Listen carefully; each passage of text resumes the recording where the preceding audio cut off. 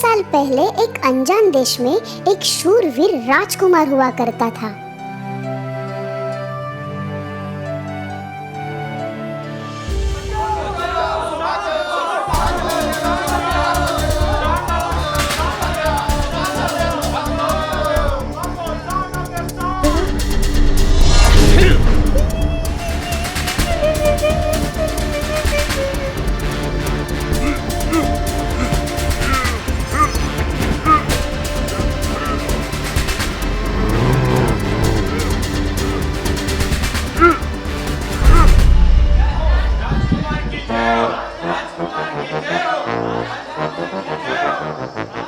हाँ ठीक है, सब लोग जय जयकार कर रहे हैं, लेकिन कब तक मुझे ही लेकर घूमोगे? बाल पकने से पहले कुछ सोचो अपने बारे में। उसकी शूरता से राजा रानी बेहद खुश थे, मगर चिंता की एक बात थी कि राजकुमार की शादी की उम्र हो चुकी थी, लेकिन राजकुमार को कोई भी राजकन्या पसंद नहीं आती थी। राजा रानी इस बात को लेकर बहुत दुखी होते थे। इस पर उपाय निकालने के लिए राजा उस देश के सबसे महान योगी के पास जाता है। गुरुजी, मैं राजकुमार के विवाह को लेकर चिंतित हूँ। उसे कोई राजकन्या पसंद ही नहीं आ रही। अब आप ही बताओ, उसे उसकी जीवन साथी कब और कैसे मिलेगी? उसके जीवन में सृष्टि की सबसे सुंदर राजकुमारी आने वाली है, लेकिन उसे पाना इतना आसान नहीं है। मेरी बात ध्यान से सुनो। कई बरसों पहले एक दयालु राजा अपने रानी के साथ राज्य कर रहा था।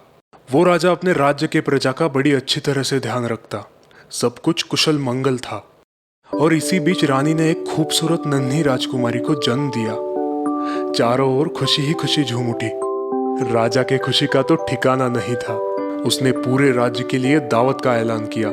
राज्य के सभी लोग बच्ची को आशीर्वाद देने के लिए आमंत्रित किए गए, जिसमें परियां भी शामिल थी। 12 निमंत्रित परियां बच्ची को आशीर्वाद देने के लिए आगे आई। सृष्टि की सारी सुंदरता हमेशा तुम्हारे साथ रहे। मेरा वरदान है कि तुम हमेशा खुश रहो, उदासी तुम्हारे पास ना आए। मैं तुम्हें साहस का वरदान देती हूँ। ईमानदारी, उदारता, प्रेम, स्वास्थ्य। हर एक परी राजकुमारी को आशीर्वाद दे रही थी। जैसे ही 12वीं परी आशीर्वाद देने आगे आई, अचानक पूरा महल काले धुएं से भर गया। धुआं हट जाने के बाद एक काली और दुष्ट परी प्रकट हुई। राजा ने उसे निमंत्रित ना करने की वजह से वो गुस्से से लाल हो गई थी। मैं देख रही हूँ कि यहाँ राज्य से मेरे सिवा हर कोई आमंत्रित है, क्योंकि मैं काली हूँ और तुम्हारी बच्ची गोरी और सुंदर है। मुझे माफ कर दो, मुझे तुम्हारे साथ ऐसा व्यवहार नहीं करना चाहिए था। मैं तो इस नन्ही राजकुमारी को नहीं छोड़ूंगी। एक अनोखा उपहार इसे मैं देना चाहती हूँ। ये राजकुमारी सबसे प्यार और प्रशंसा से पलेगी, बढ़ेगी, पर अपने आयु के 15 वर्ष में चरखे की सुई खुद को चुभा लेगी और मर जाएगी। उस चुड़ैल को पकड़ो। दरबार में मौजूद सभी लोग हैरान हो गए। किसी को कुछ समझ नहीं आ रहा था कि अब क्या करे। तभी अंतिम परी फिर से सामने आई और अपना वरदान बच्ची को देने लगी। मेरी प्यारी बच्ची, मैं तुम्हें मिले शाप को उलट तो नहीं सकती, पर मैं उसे थोड़ा कम करने में तुम्हारी सहायता कर सकती हूँ। ये राजकुमारी 15 साल में नहीं मरेगी, पर वो 100 साल के लिए गहरी नींद में सो जाएगी। तुम्हारे इस आशीर्वाद के लिए बहुत बहुत धन्यवाद परी। मैं हमेशा के लिए तुम्हारा आभारी रहूंगा। परी माँ, हम हमारी बच्ची की शादी होते हुए देखना चाहते हैं। हम अपनी ये इच्छा नहीं पूरी कर सकते, क्योंकि 100 साल तक जी पाना संभव नहीं है। कृपया ऐसा कुछ कीजिए जिससे हम उसका विवाह देख सकें। ठीक है। राजकुमारी के सोने के बाद जो कोई इस महल में उपस्थित होंगे, वो सभी गहरे नींद में सो जाएंगे और 100 साल बाद जग जाएंगे। लेकिन वो राजकुमारी तभी उठ पाएगी जब कोई खूबसूरत और दिलेर राजा उसे छुएगा। धन्यवाद परी माँ। परी के आशीर्वाद से हर कोई राहत की सांस ले रहा था, पर उस काली परी के शाप का जादू कहीं न कहीं मौजूद था। अपनी बच्ची के चिंता के प्रति राजा ने सभी सैनिकों को आदेश दिया कि राज्य की सभी चरखों को जला दिया जाए। राजकुमारी अब बड़ी हो रही थी। वरदान प्राप्त राजकुमारी से सभी लोग बहुत प्यार करते थे।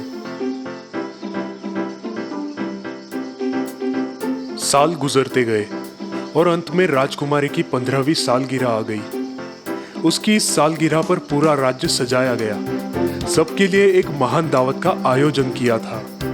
उस दिन महल में और राज्य में कुछ भी बुरा नहीं हुआ, पर दूसरे ही दिन रानी के राज्य से खबर आई कि रानी की माँ बहुत बीमार है। रानी ने अपने मनपसंद दासी को बुलाया और राजकुमारी के देखभाल की पूरी जिम्मेदारी सौंप दी, और राजा और रानी पिता के राज्य की ओर चल पड़े।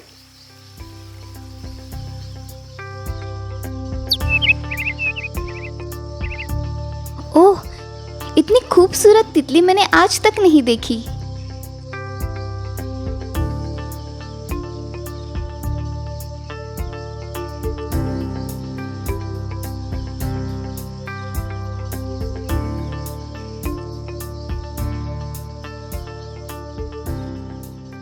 उड़ती हुई तितली का पीछा करते करते राजकुमारी एक अनजान गुंबज में आ पहुंची।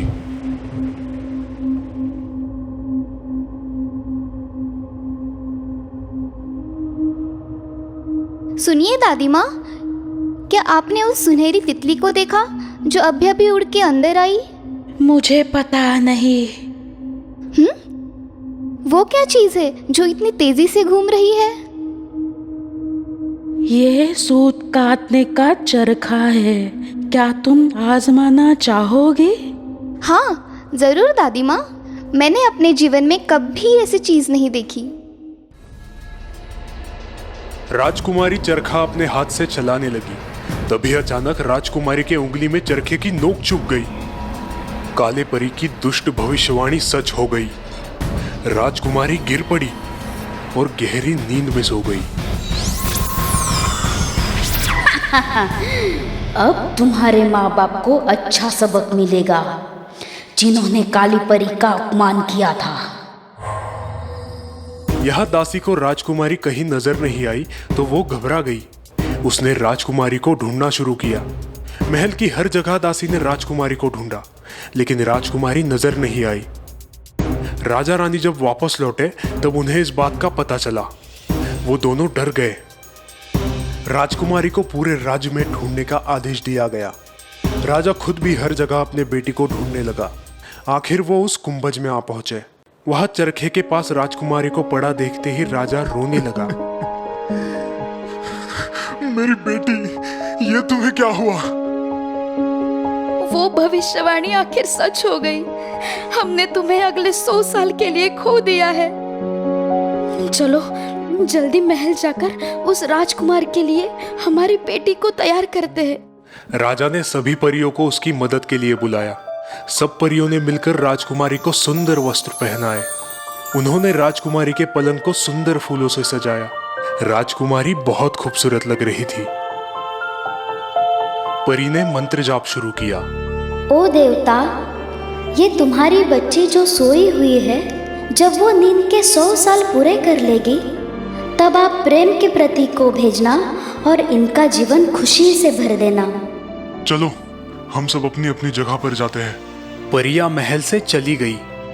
सभी दरवाजे बंद हो गए। परियों ने फिर एक बार सुरक्षा मंत्र पढ़े। एक एक करके सभी गतिहीन हो गए। महल में मौजूद हर कोई गहरी नींद में सो गया। भट्टी में जो आग सुलग रही थी वो भी शांत हो गई। घोड़े अपनी जगह, पंछी अपनी जगह सो गए। अचानक से काले बादल छा गए। बारिश गिरने लगी। देखते देखते पूरा महल पत्तों से ढक गया। कुछ साल बाद कई राजकुमारों ने अंदर जाने की कोशिश भी की, मगर आज तक कोई भी कामयाब नहीं हो पाया। कुछ राजकुमार अपनी जान तक गवा बैठे।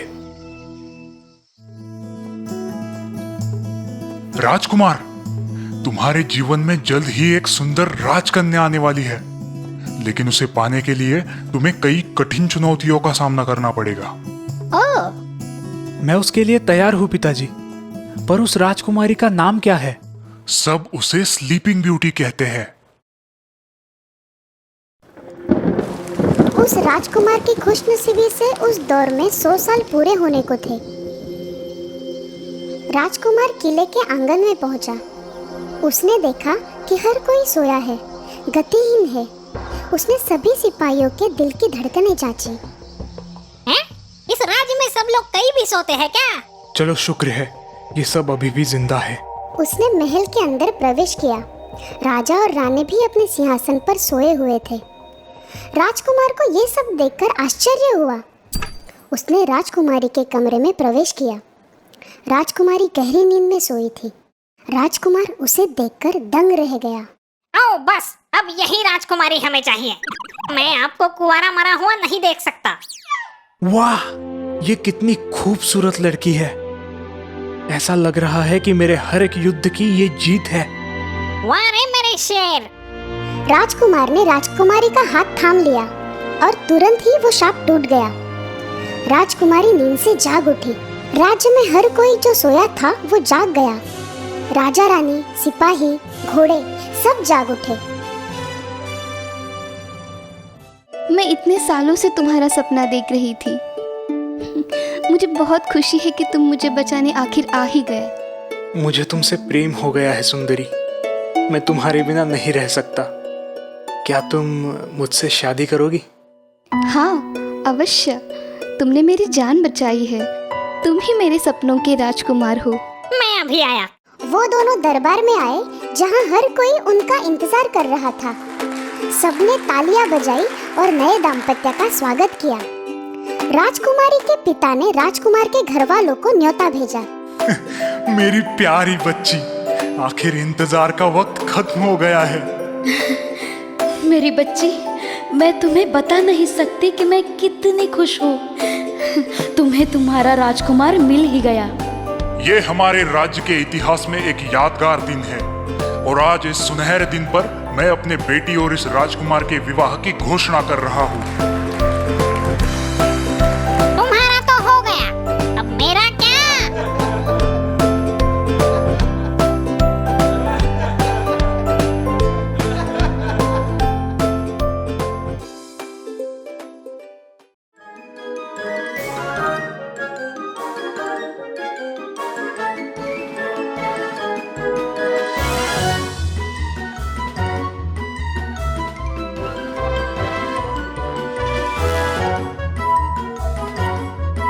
रपुंज़ल की कहानी।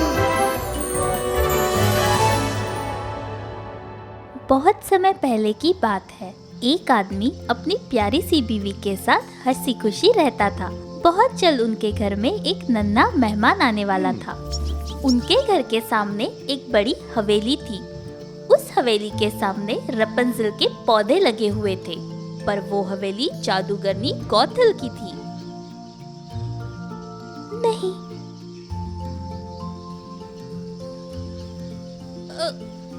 पत्नी का मन थोड़ा बेचैन हो रहा था, इसलिए वो बालकनी के पास ताजी हवा खाने आ गई। तभी उसकी नजर एक प्यारे से नन्हे बच्चे पर पड़ी।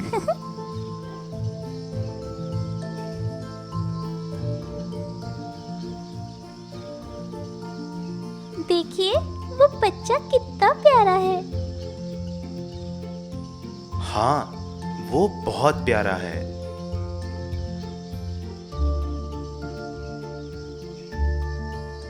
खेलते हुए बच्चों को देखते देखते पत्नी की नजर रपुंज़ल के पत्तों पर पड़ी। वाह, वो रपुंज़ल के पत्ते कितने ताजे लग रहे हैं। काश मुझे खाने को मिल जाए। जैसे ही पति ने अपने पत्नी की ख्वाहिश सुनी, वो परेशान हो गया और बोला, समझने की कोशिश करो, वो महल जादूगरनी गोथल का है। वहां जाना नामुमकिन है। पति को एक तरकीब सूझी। उसने अपने पत्नी को दूसरी स्वादिष्ट चीज खाने को दी, पर उसकी पत्नी ने उसे खाने से मना कर दिया। आप समझने की कोशिश करिए। आप समझने की कोशिश कीजिए। मुझे वो पत्ते कैसे भी करके चाहिए। आखिरकार पति ने अपने पत्नी की इच्छा पूरी करने की ठान ली। पति जादूगरनी के पास गया और उससे रपंजल के पत्तों के लिए किड़किड़ाने लगा, पर जादूगरनी ने उसकी एक न सुनी और उसे निकल जाने के लिए कहा।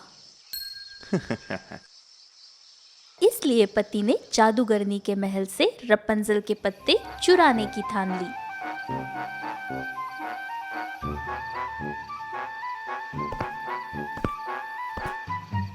आधी रात को पति उस जादूगरनी के महल में चुपके से गया और वहां से कुछ रपंजल के पत्ते चुरा लिए।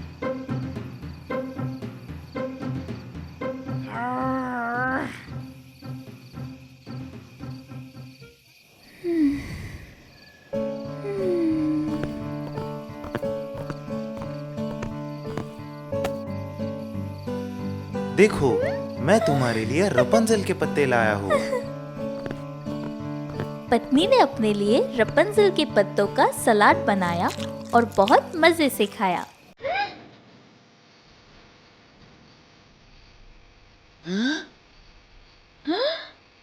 तुम्हारी हिम्मत कैसे हुई पत्ते चुराने की?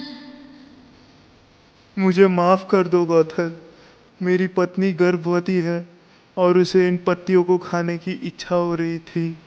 पति को गिड़गिड़ाते देख जादूगरनी ने अपने शैतानी दिमाग में एक योजना बनाई। उसने कहा, ठीक है, पर तुम्हें रपंजल के पत्तों के बदले में तुम्हारा बच्चा देना होगा। नहीं, मैं ये नहीं कर सकता।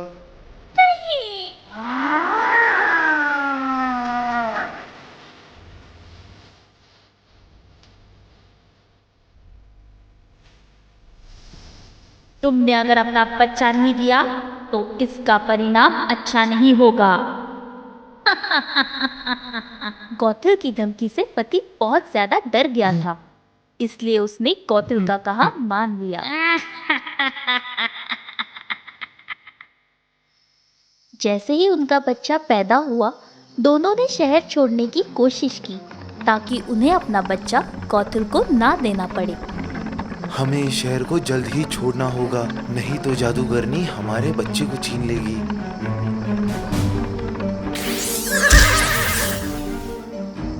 नहीं, ऐसा मत करो।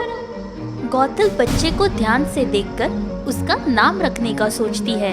तुम्हें मैं रपंजल के नाम से पुकारूंगी, जिन पत्तियों की लालसा तुम्हारी माँ को थी। गौतल बच्चे की बहुत ही अच्छी तरीके से परवरिश करने लगी। बहुत साल बीत चुके थे। अब रपंजल गौतल की निगरानी में पल रही थी। उसके बाल घने, लंबे और सुनहरे हो गए थे।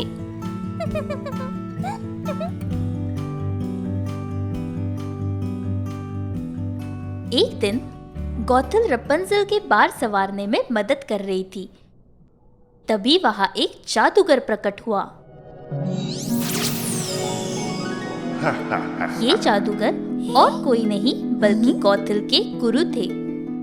गौथल, ध्यान से सुनो। अब वक्त आ गया है कि तुम दोनों मेरे मीनार में रहने के लिए चलो।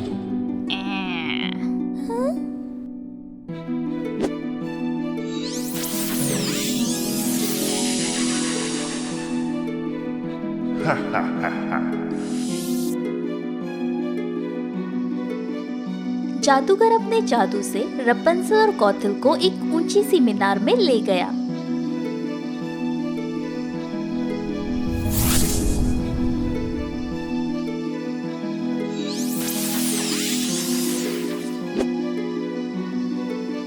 गौथल, मैं अब थोड़ा आराम करना चाहता हूँ, इसलिए ये मीनार मैं तुम्हारे हवाले कर रहा हूँ। इस मीनार का ठीक से ध्यान रखना, वरना अच्छा नहीं होगा।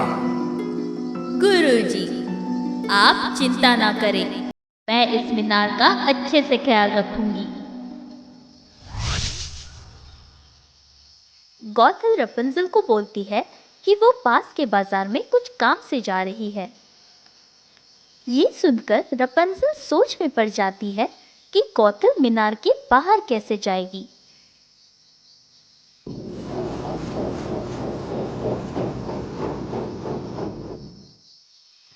रपंजल, मैं जैसे ही वापस लौटूंगी मैं तुम्हें नीचे से आवाज दूंगी, रपंजल रपंजल, अपने बालों को नीचे छोड़ो।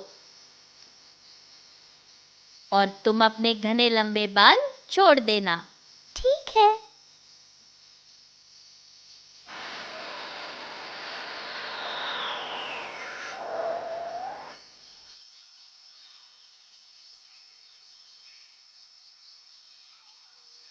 मीनार में कैद रपंजल अपना मन गाना गाकर बहलाती थी।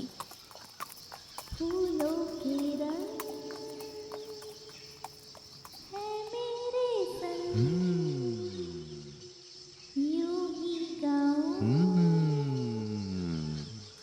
ये कौन है जो इतना अच्छा गा रही है? लगता है ये आवाज उस मीनार से आ रही है।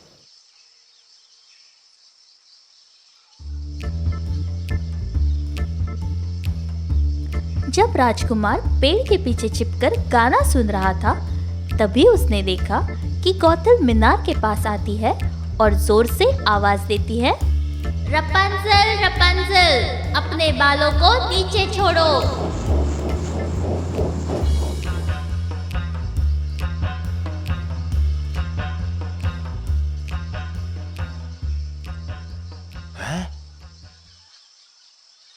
अगले दिन गौतल जब मीनार से जाती है, रपंजल अपने गाने में मग्न हो जाती है और उसी वक्त उसे एक आवाज सुनाई पड़ती है, अपने बालों को नीचे छोड़ो। जैसे ही रपंजल ने अपने बाल नीचे की तरफ छोड़े, राजकुमार उन बालों के सहारे उस ऊंची मीनार पर चढ़ गया। राजकुमार को अपने सामने देखकर रपंजल घबरा गई। तभी राजकुमार ने उससे कहा, अरे रे, घबराओ मत, मुझे अपना दोस्त ही समझो। मैं तुम्हारा गीत सुनकर यहाँ आ गया। तुम्हारी आवाज बहुत ही मीठी है।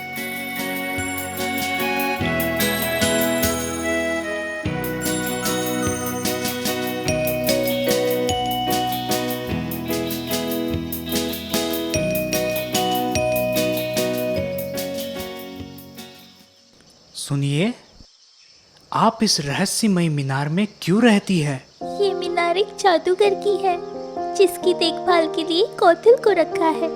उसने गौतल को धमकी भी दी है कि अगर मीनार को कोई भी नुकसान हुआ तो अच्छा नहीं होगा। मेरी माँ गौतल नहीं है, उसने मुझे मेरी माँ से छीन लिया था और उसने मेरी और मेरे बालों की अच्छी देखभाल की। अब मैं इस मीनार में कैद हूँ और उसकी इजाजत के बिना कहीं भी नहीं जा सकती। देखभाल की? और तुम्हें तुम्हारी माता पिता से छीन लिया था? हाँ, ताकि वो मेरे बालों के सहारे इस मीनार में आ जा सके, और इसलिए उसने मुझे यहाँ कैद कर रखा है। मैं तुमसे वादा करता हूँ, मैं तुम्हें यहाँ से बाहर जरूर निकाल के ले जाऊंगा। रपंजल को वादा करके राजकुमार मीनार से निकल जाता है, पर वो दोनों इस बात से अनजान थे कि गौतल ने उन्हें देख लिया है।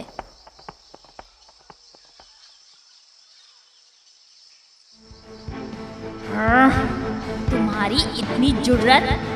मैंने सोचा था कि मैं तुम्हें बाहर की दुनिया से दूर रखने में सफल हो गई हूँ, पर तुमने मुझे धोखा दिया। गौतल ने रपंजल को एक वीरान से रेगिस्तान में छोड़ दिया ताकि कोई भी उसे ढूंढ ना सके। इस बात से बेखबर कि गौतल ने रपंजल के साथ क्या किया है, राजकुमार रपंजल को बचाने के लिए मीनार के पास आता है और आवाज देता है, रपंजल रपंजल, अपने बाल नीचे छोड़ो।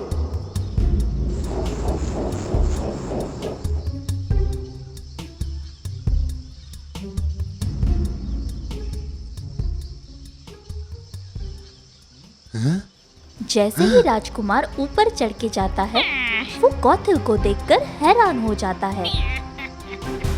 आहा, तुम जिस रपंजल की तलाश में आए हो, वो अब यहाँ नहीं रहती। राजकुमार को गौतल ने मीनार से धक्का दे दिया, जिस वजह से वो पूरी तरह घायल हो गया। फिर भी वो अपने सैनिकों के साथ रपंजल की तलाश में लग गया।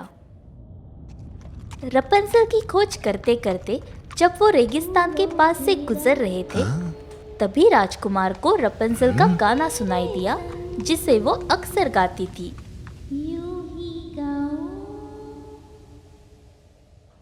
आखिरकार राजकुमार के सिपाहियों ने मीनार को तोड़ दिया, जिसका गौथल को ख्याल रखना था। रुक जाओ! गौथल ने उन्हें बहुत रोकने की कोशिश की, पर वो नाकामयाब रहे।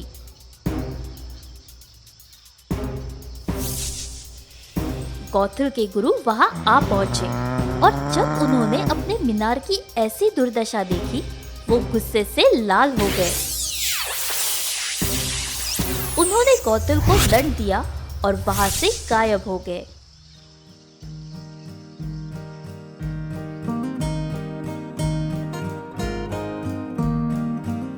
राजकुमार ने रपंजल को उसके माता पिता से मिला दिया और इसके बाद सब एक साथ खुशी खुशी रहने लगे।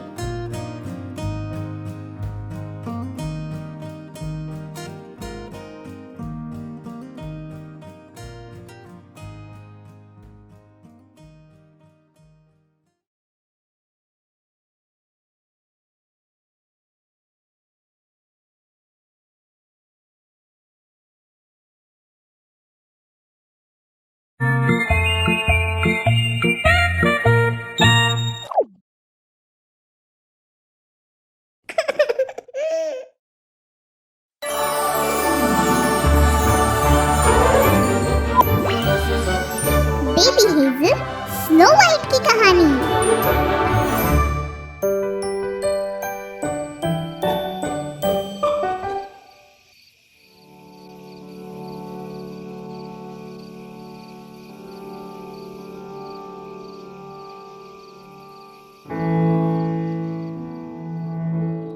एक जगमगाती हुई सुहानी रात को बेबी हेजल अपनी पसंदीदा किताब पढ़ रही थी, पर जल्द ही उसे नींद आने लगी और वो सो गई।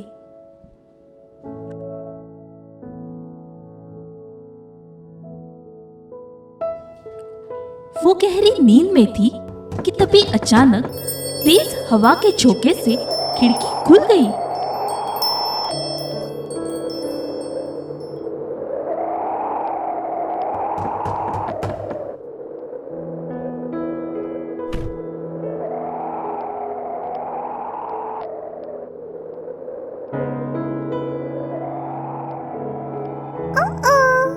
मेरी किताबें।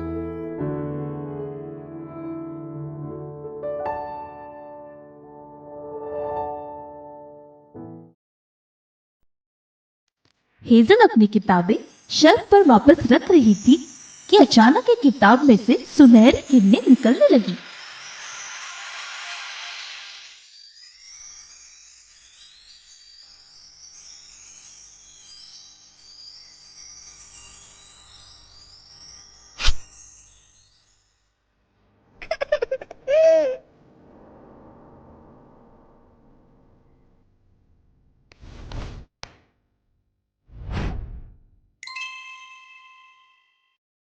स्नो वाइट और 7 पौने। अभी वो समझ ही नहीं पाई थी कि क्या हुआ है कि तभी किताब में से जादुई किरणें निकली और उस में 2 पौने बाहर आए।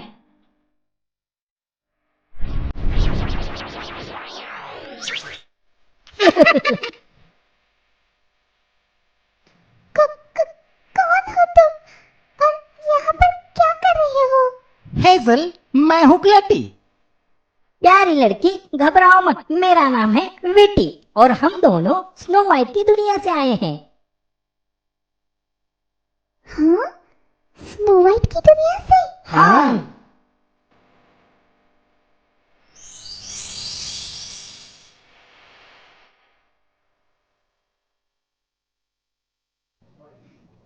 कितना प्यारा फूल है।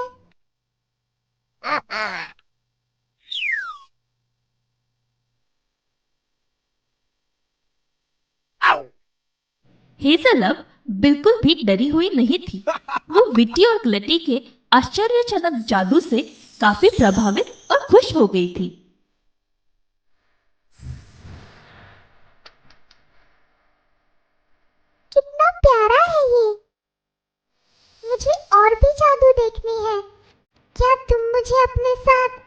आधी दुनिया में ले चलोगे? हाँ हाँ, क्यों नहीं। पर तुम इतनी उत्सुक क्यों हो? मेरी दिली तमन्ना है कि मैं आप लोगों की रहस्यमय दुनिया में जाऊं और राजकुमारी स्नो वाइट से मिलूं।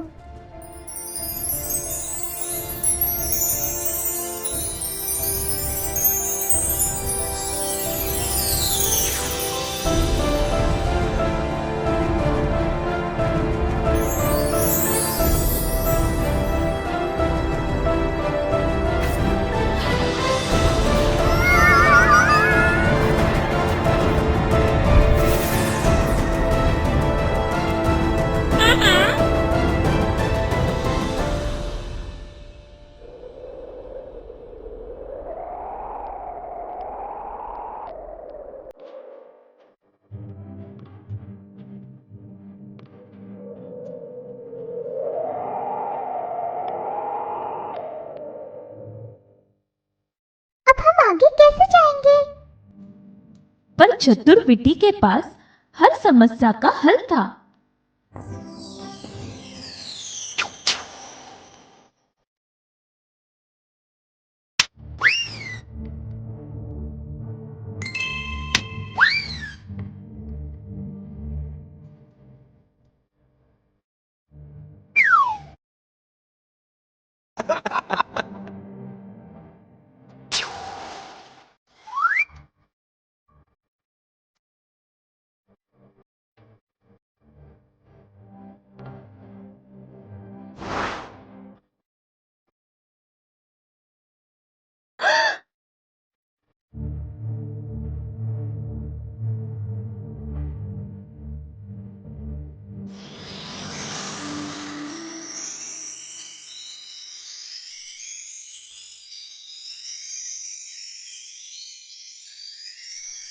हेज़ल एक छोटे से बादल के अंदर समा गई और एक बहुत ही प्यारी बच्ची बन गई।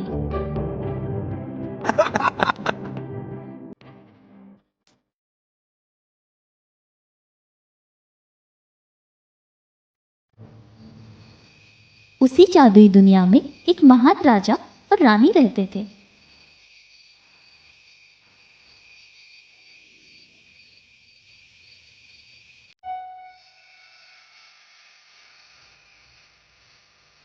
राजा और रानी को उनके महल में आने वाले एक नन्हे मेहमान का बहुत बेसब्री से इंतजार था।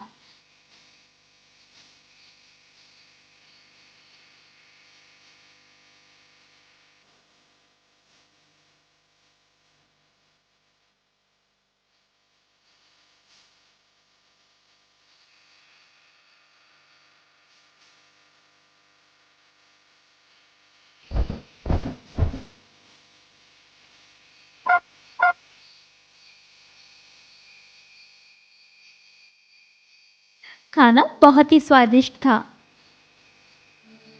खुशी हुई कि आपको पसंद आया। अब आपके सोने का वक्त हो गया है। ठीक है।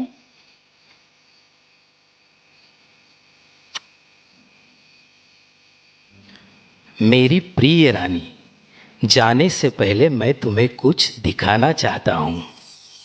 खूबसूरत है ये।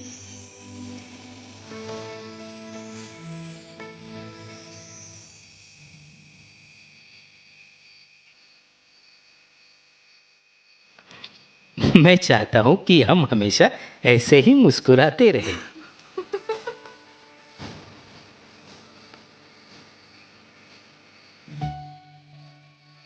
मेरी तमन्ना है कि मेरी बेटी परियों से सुंदर हो, उसके ओठ गुलाब की तरह लाल और बाल काले घने हो। मेरी प्रिय रानी, मेरी भी यही ख्वाहिश है। इस प्यारी रात में गाते रहे, हम गाते रहे, चांद के साथ गुनगुनाते रहे, गुनगुनाते रहे।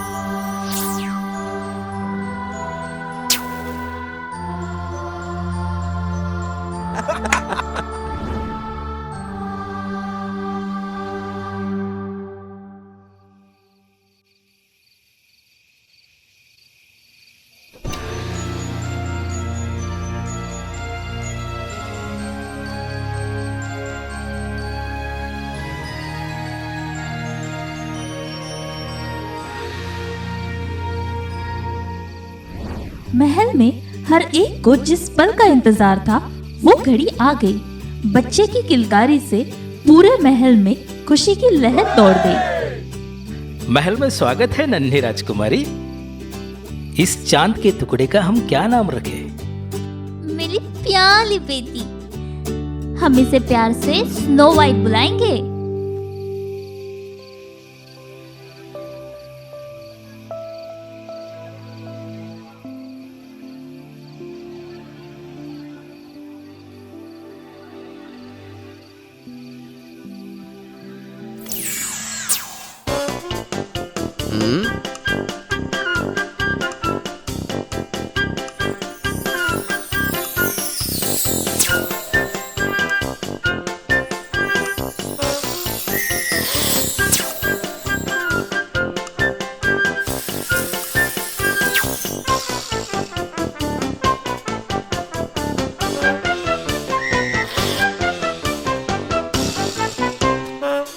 किसी की कदमों की आहट से ग्लटी घबरा गया और गायब हो गया।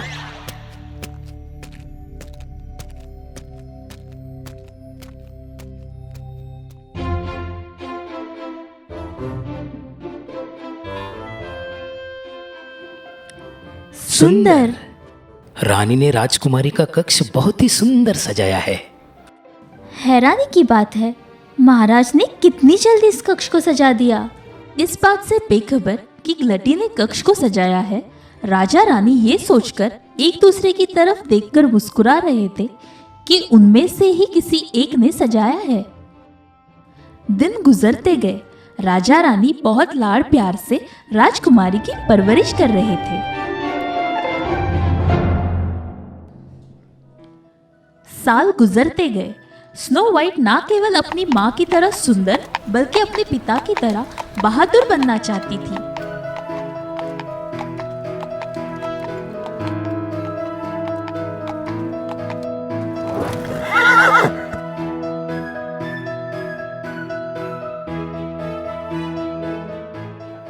राजकुमारी घबराओ मत, मैं जानता हूं तुम मेरी बहादुर बेटी हो।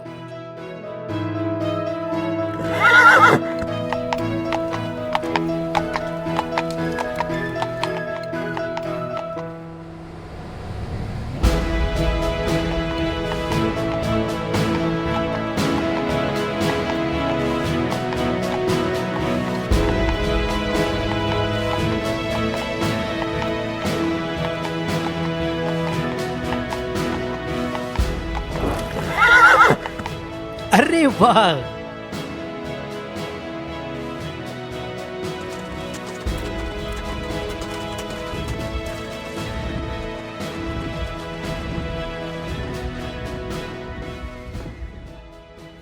कैसी हो तुम जैस्मिन? मैं ठीक हूँ राजकुमारी, आपके लिए ये प्यारा सा तोहफा लाई हूँ।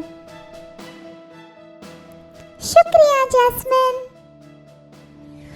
कितना प्यारा है ये। कहाँ से लाई हो? मैं पड़ोसी राज्य के एक उत्सव में शामिल होने गई थी, बस वही मुझे ये मिल गया। हाँ? उत्सव? उत्सव के बारे में सुनते ही स्नो वाइट खिलखिला उठी। अच्छा तो मैं चलती हूँ राजकुमारी, फिर मिलती हूँ। अलविदा जैस्मिन। पिताश्री, क्या हम लोग भी उत्सव में जा सकते हैं? हाँ हाँ, क्यों नहीं।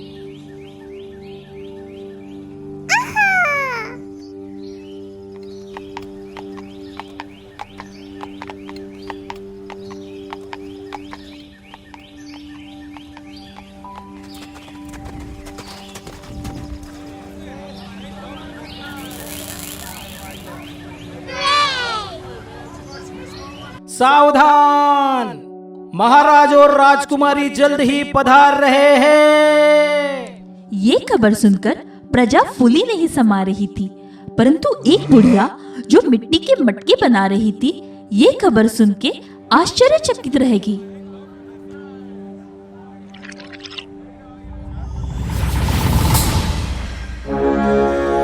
ये बूढ़ी औरत और कोई नहीं बल्कि एक जादूगरनी थी। महाराज, पिताजी चलिए हम भी मिट्टी के मटके बनाते हैं। क्यों नहीं बेटा?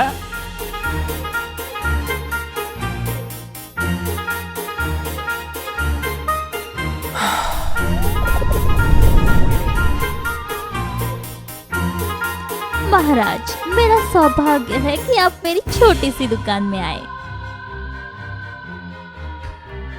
महाराज, जादूगरनी गुस्से से लाल हो रही थी। वो किसी भी कीमत पर राजा को अपनी ओर आकर्षित करना चाहती थी। ये राजकुमारी, महाराज को कैसे आकर्षित करूं?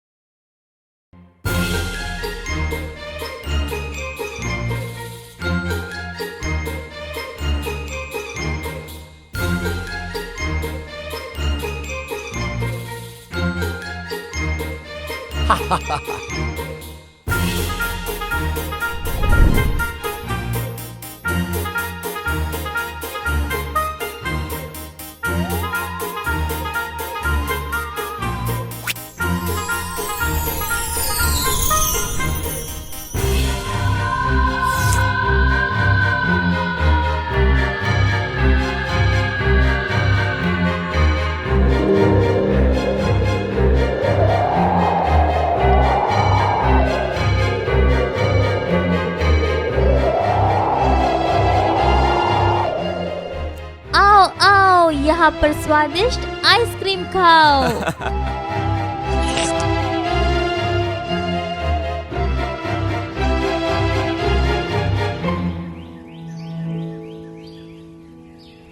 अरे, ये दुकान भी आपकी है? जी राजकुमारी जी। राजकुमारी जी, कौन सी आइसक्रीम खाना पसंद करेंगी? स्ट्रॉबेरी।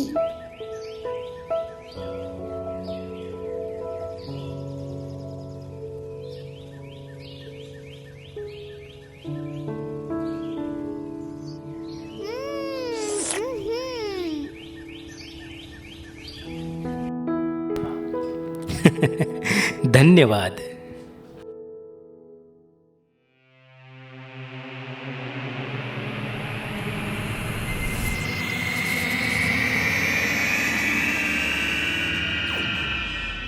राजा उसकी खूबसूरती को देखकर मंत्रमुग्ध हो गए।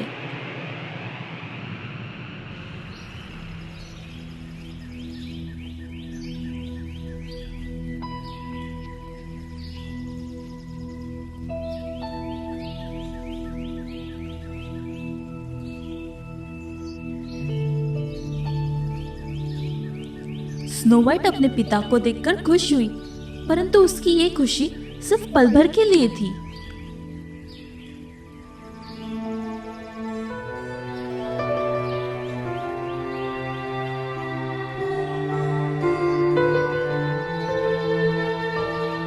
पिताजी, मुझे ऐसे लग रहा है कि मैंने इन्हें कहीं देखा है। मेरी प्यारी बच्ची, तुम भूल गई?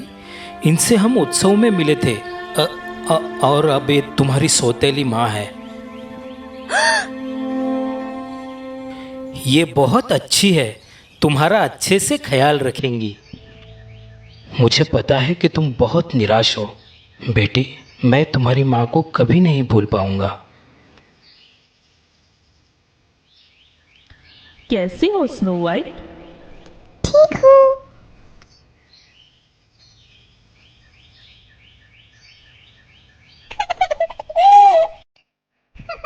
ब्रूनो,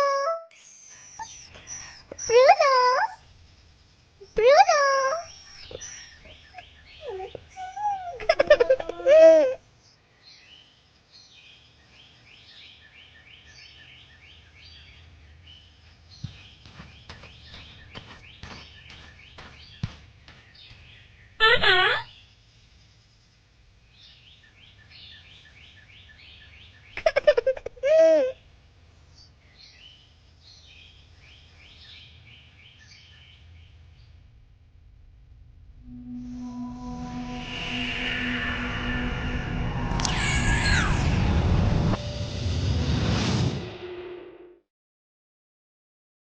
इस पिंजरे में कैसा लग रहा है?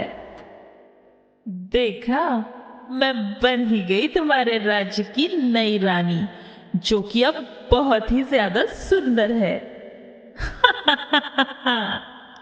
कैसे भूल सकती हो वो दिन जब मैंने तुम्हें कैद किया था?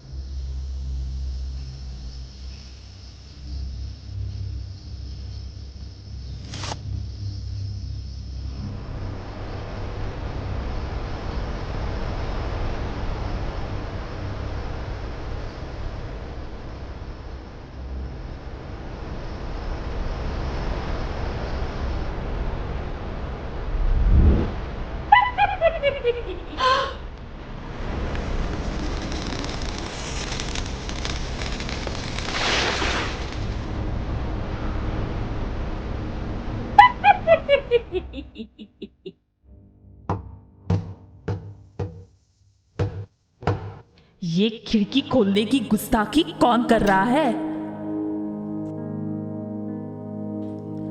तुम्हारी जुर्रत कैसे हुई मेरे कक्ष में आने की?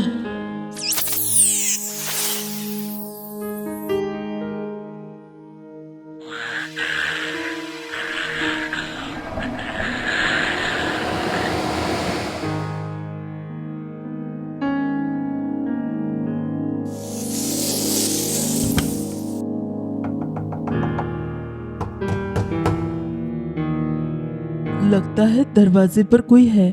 मुझे जल्दी अपना जादुई रूप धारण कर लेना चाहिए।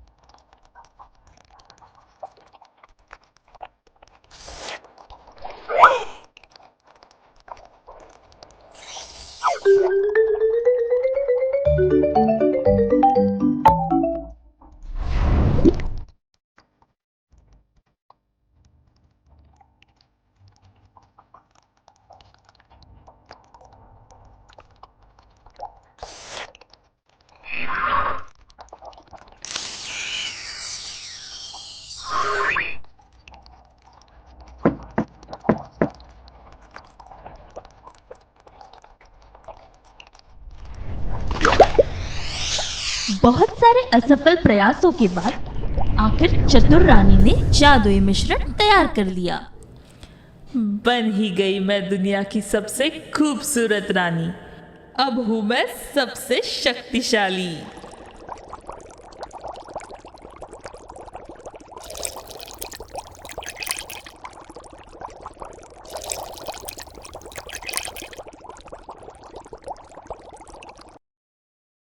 मुझे ये जादुई मिश्रण संभाल के रख लेना चाहिए।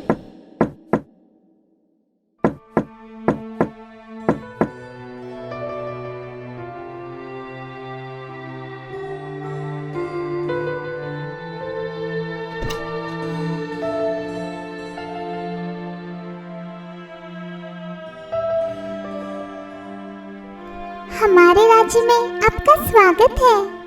आहा, ये फूल तो तुम्हारी ही तरह सुंदर है।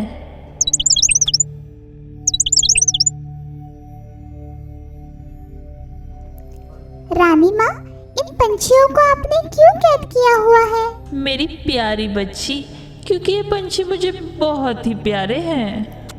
रानी माँ, क्या मैं इन्हें अपने पास रख सकती हूँ? हाँ, क्यों नहीं।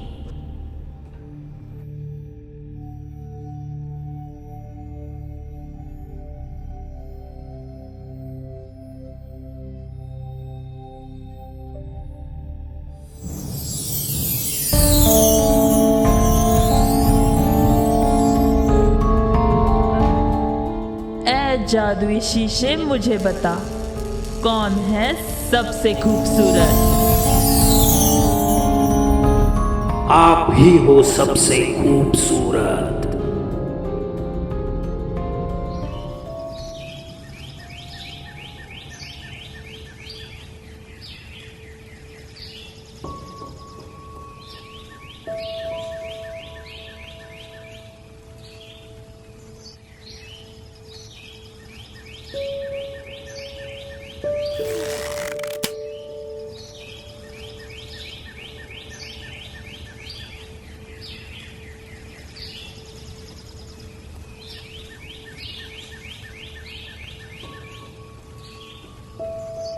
ये बातचीत हमारे दोनों राज्यों के लिए लाभदायक साबित होगी।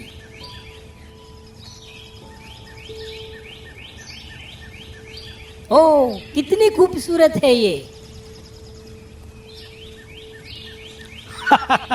ये है मेरी प्यारी बेटी स्नो वाइट।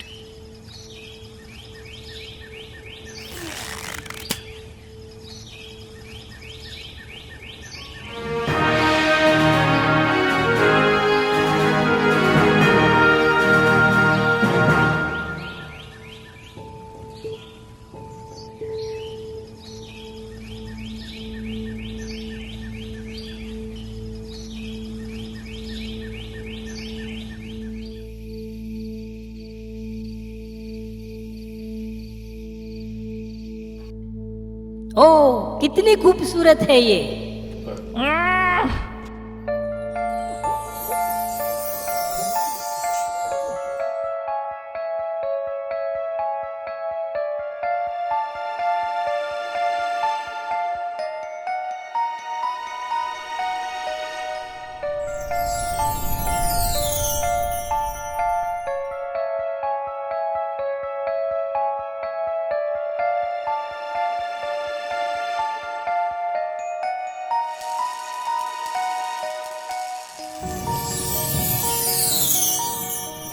ए जादुई शीशे मुझे बता, कौन है सबसे खूबसूरत?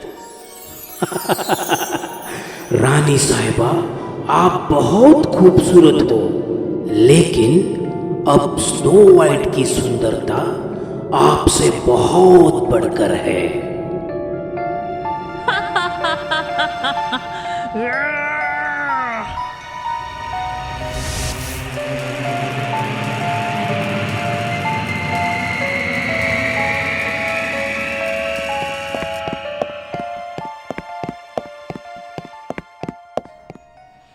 रानी साहिबा, क्या आज्ञा है आपकी? जेफरी, ध्यान से सुनो। तुम्हें स्नो वाइट को इतनी गहरी नींद में सुलाना है कि वो कभी ना उठ पाए। और हाँ, इस बात का मुझे सबूत चाहिए कि वो गहरी नींद में चली गई है। पर राजकुमारी, जैसा आपका हुक्म रानी साहिबा।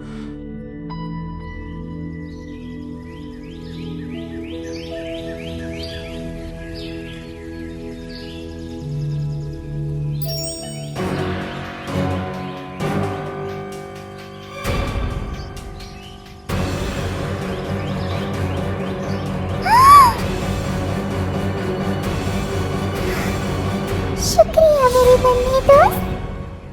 जेफरी, ये तुम क्या कर रही हो? मुझे माफ कर दो राजकुमारी, मैं तो बस आपकी सौतेली माँ की आज्ञा का पालन कर रहा था। मेरी माँ वो ऐसा नहीं कर सकती। राजकुमारी, मेरा आपसे अनुरोध है कि आप अपने राज्य को छोड़कर कहीं दूर चले जाइए। जाइए राजकुमारी, भाग जाइए।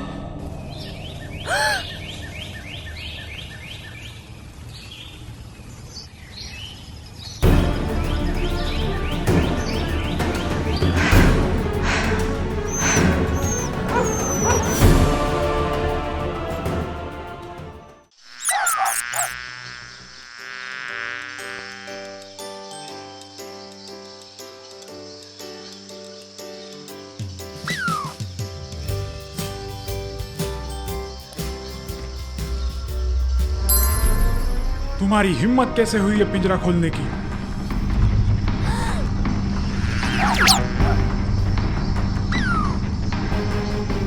मासूम जानवरों को इस तरह कैद नहीं करना चाहिए।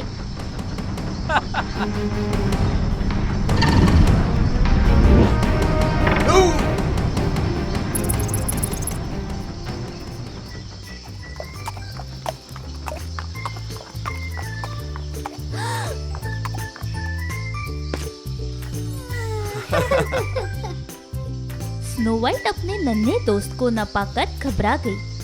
स्क्वीरी कहाँ चली गई है? तुम जाओ और अपने दोस्तों को ढूंढो, इसे तो मैं देखता हूँ। चलो दोस्तों, स्क्वीरी को ढूंढते हैं।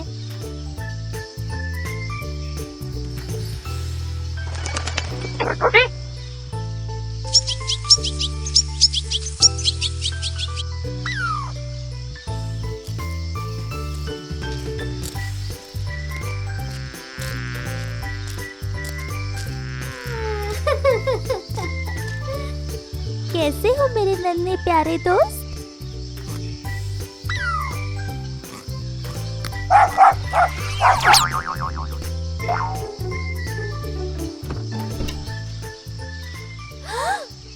हमें अंदर जाकर देखना चाहिए, स्क्वीरी वही होगी।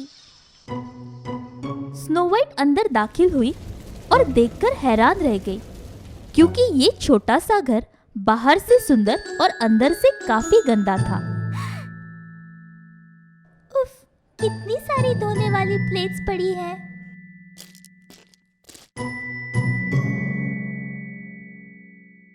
हाँ, कितने छोटे बिस्तर हैं।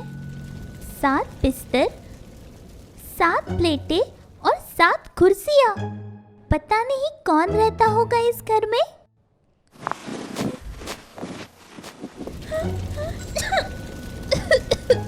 उफ, कितनी धूल मिट्टी है यहाँ। चलो इसे साफ करते हैं।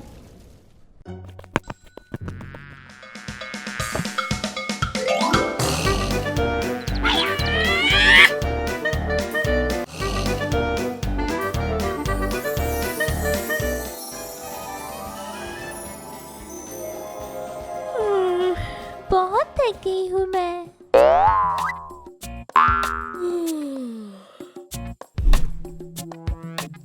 शुक्रिया स्क्वीरी।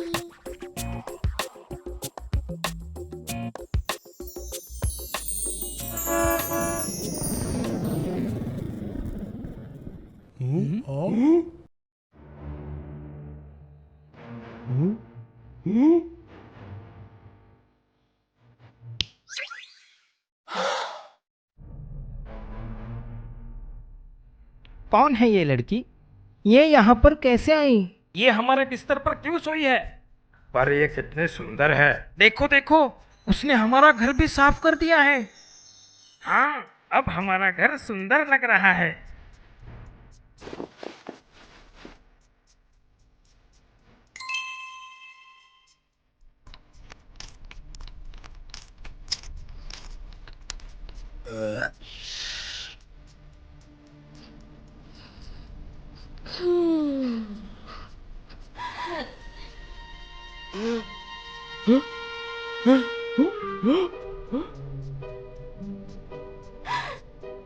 बच्चे कौन हो तुम?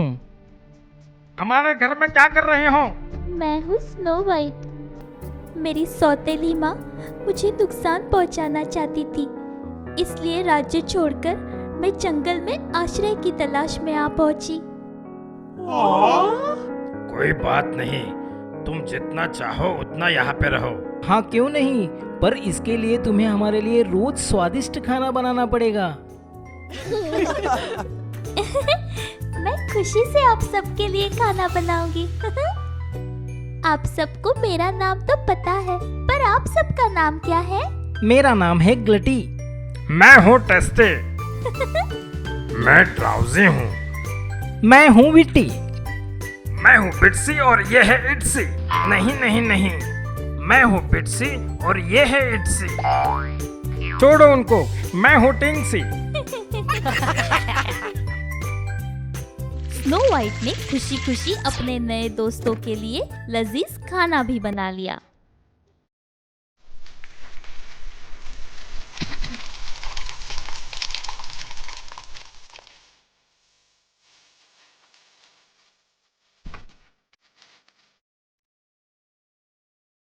खाना तैयार है।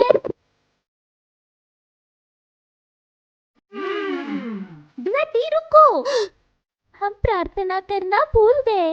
हाँ हाँ हाँ, सॉरी।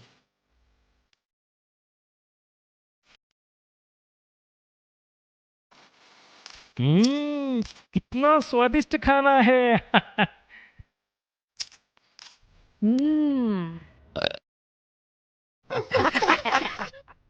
उधर राजमहल में जादूगरनी रानी अपने आप को शीशे में निहार रही थी कि तभी जेफरी वहां पे आ पहुंचा। महारानी, आपकी आज्ञा अनुसार मैंने स्नो वाइट को हमेशा के लिए गहरी नींद में सुला दिया है।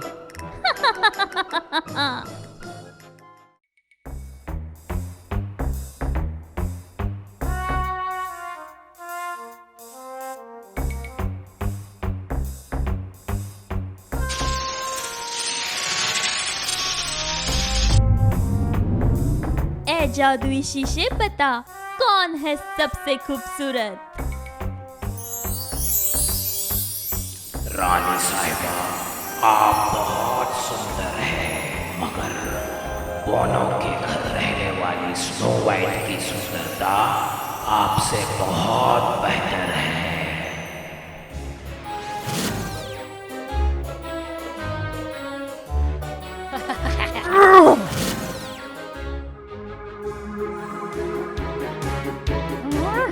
तुमने मुझसे झूठ बोला।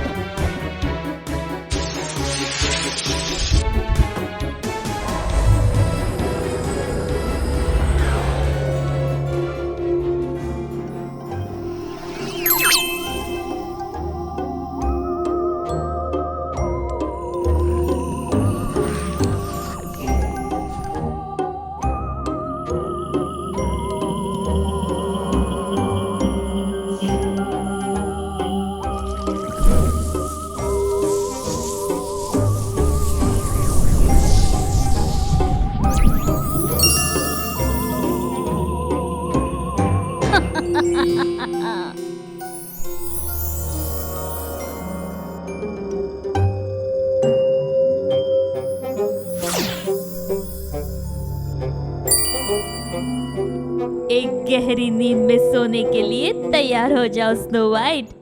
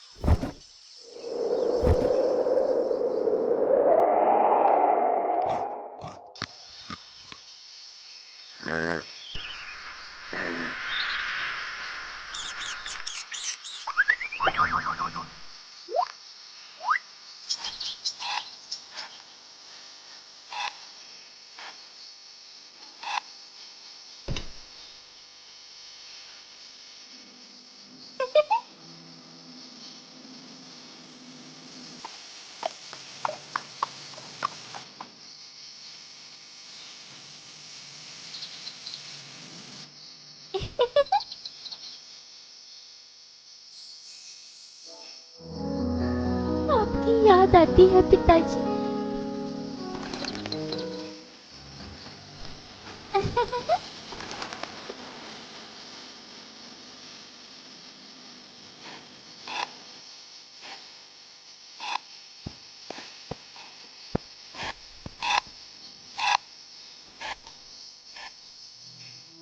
क्या मैं आपके साथ बैठ सकता हूँ?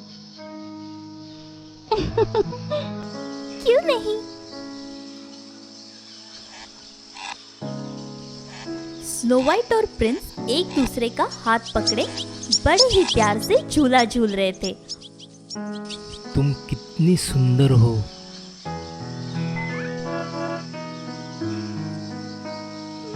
मुझे जाना होगा। रुको जरा, मुझे तुमसे कुछ कहना है।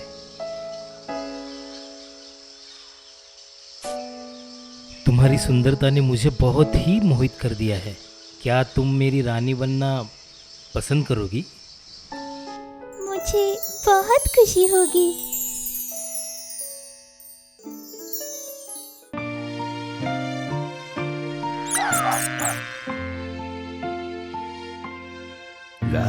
Lavender blue, dilly dilly, lavender green. I am your king, dilly dilly, you are my queen.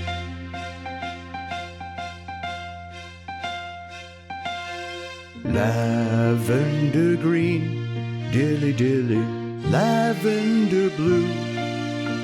You are my love, dilly dilly, oh I love you. Oh I love you. Oh I love you.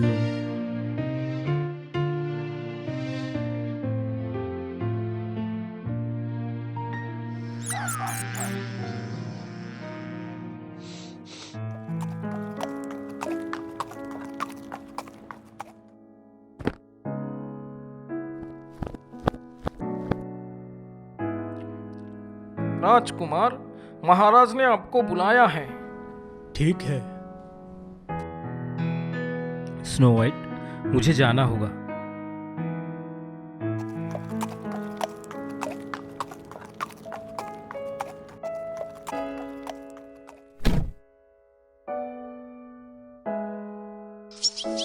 जंगल के सारे जानवर घर के पास आराम कर रहे थे। तभी एक तेज हवा के साथ उड़ने वाली छिपकली पर सवार होकर जादूगरनी वहां पहुंच गई।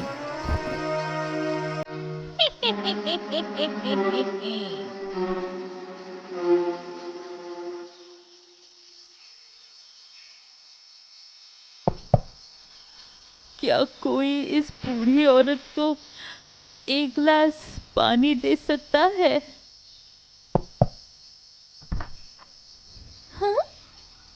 आप कौन हैं? मैं एक बूढ़ी औरत हूँ, पास के जंगल में ही रहती हूँ। मुझे बहुत प्यास लगी है, क्या तुम मुझे एक गिलास पानी दे सकती हो? हाँ जरूर।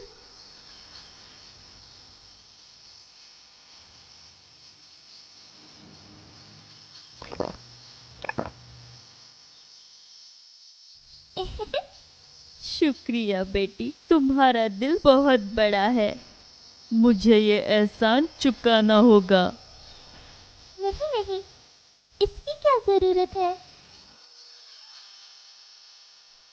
ले लो बेटी, ये सेब बहुत ही मीठा है।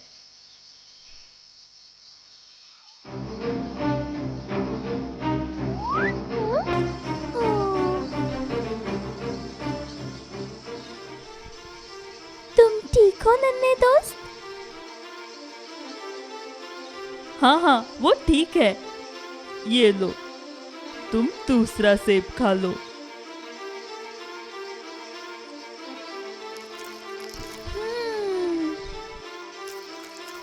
जैसे ही स्नो वाइट ने सेब खाया, वो बेहोश होने लगी।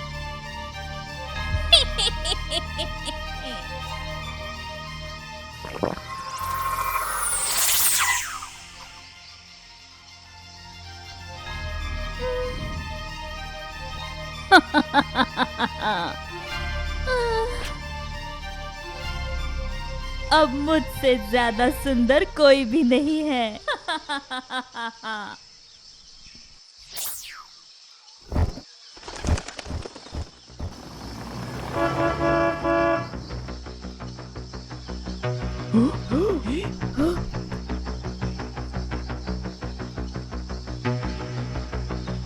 क्या हुआ है इसे?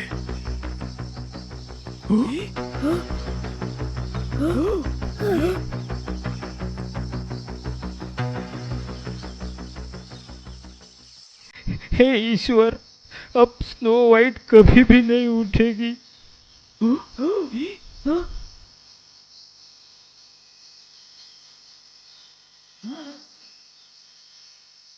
चलो स्नो वाइट को शीशे के पेड़ पे सुलाते हैं, वो उसमें बहुत सुरक्षित रहेगी।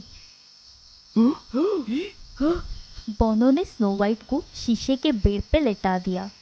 वो बहुत ही दुखी थे और उसके पास बैठे रो रहे थे।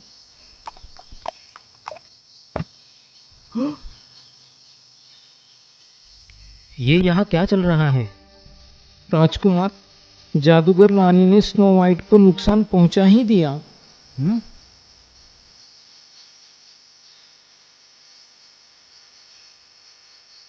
अरे ये कैसे हो गया? ऐसा नहीं हो सकता।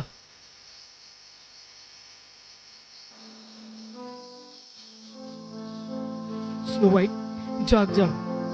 तुम मुझे इस तरह छोड़ के नहीं जा सकती।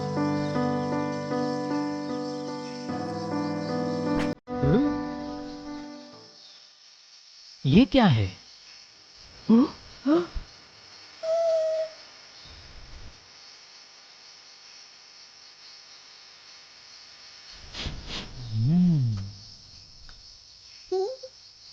ये जादुई सेब है। मुझे पता है ये कहाँ से आया है। स्नो वाइट को नींद से जगाने का मेरे पास एक अच्छा तरीका है। प्रिंस बहुत ही उदास थे। वो चुपचाप बड़ी ही उम्मीद के साथ बोनो की तरफ देख रहे थे।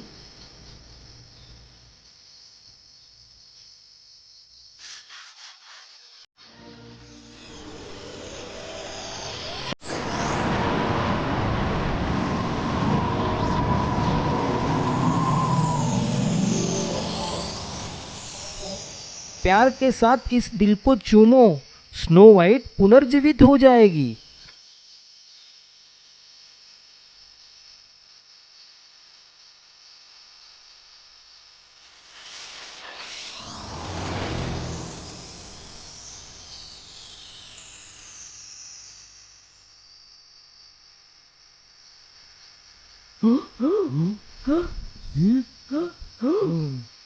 स्नो वाइट, तुम्हें क्या हुआ था?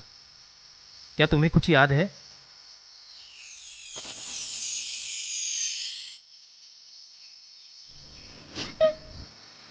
मुझे याद है, मेरी सौतेली माँ ने मुझे धोखा दिया और मुझे जादुई सेब खिलाया।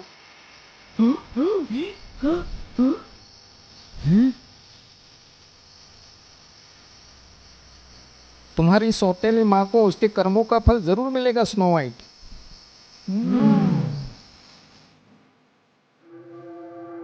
बाहर राजमहल में महाराज अपनी प्यारी बेटी के लिए बहुत ही चिंतित थे, क्योंकि बहुत दिन बीत जाने के बाद भी स्नो वाइट की कोई भी खबर नहीं थी। मेरे बेटी के बारे में कुछ पता चला? नहीं महाराज, हमने राजकुमारी को पूरे राज्य में ढूंढा लेकिन वो नहीं मिली।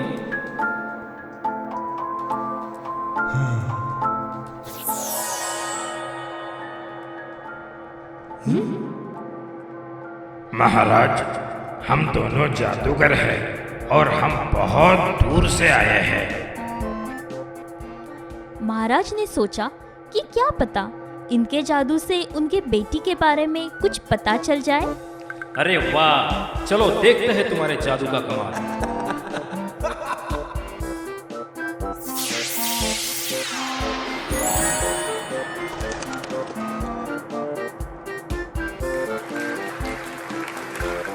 महाराज, हम जानते हैं महारानी सौंदर्यता के लिए हमेशा उत्सुक होती हैं। हाँ हाँ, सही कहा, बिल्कुल सही। हे महान राजा, ये तो सिर्फ छोटा सा नमूना था। हमारी जादू सूरज की रोशनी में और भी ज्यादा ताकतवर हो जाती है, जिसे देखकर आप हमें जरूर इनाम देंगे।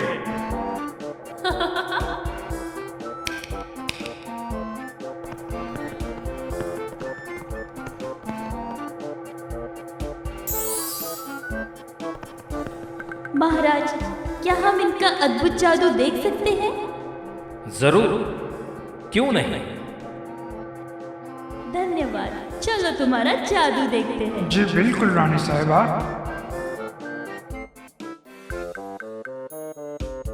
राजा और रानी अपनी शाही बग्गी में बैठकर दोनों जादूगरों के साथ खुले मैदान की तरफ रवाना हो गए।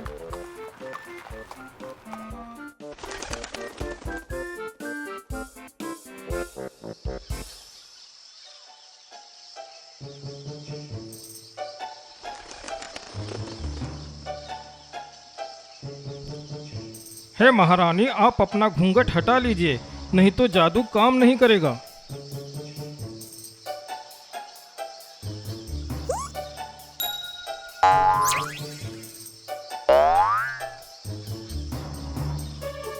जाने दो उसे महारानी, हम दोनों जादू शुरू करते हैं।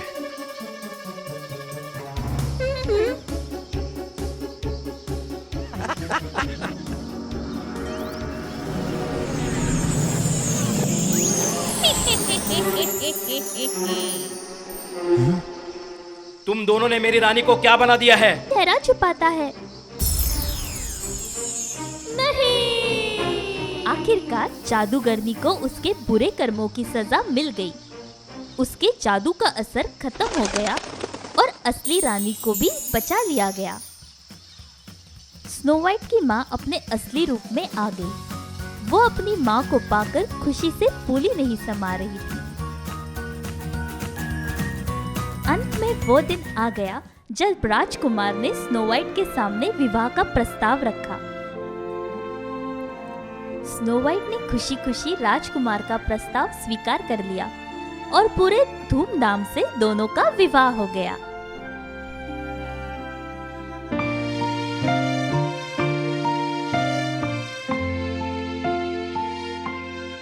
Lavender blue, dilly dilly, lavender green. I am your king, dilly dilly, you are my queen.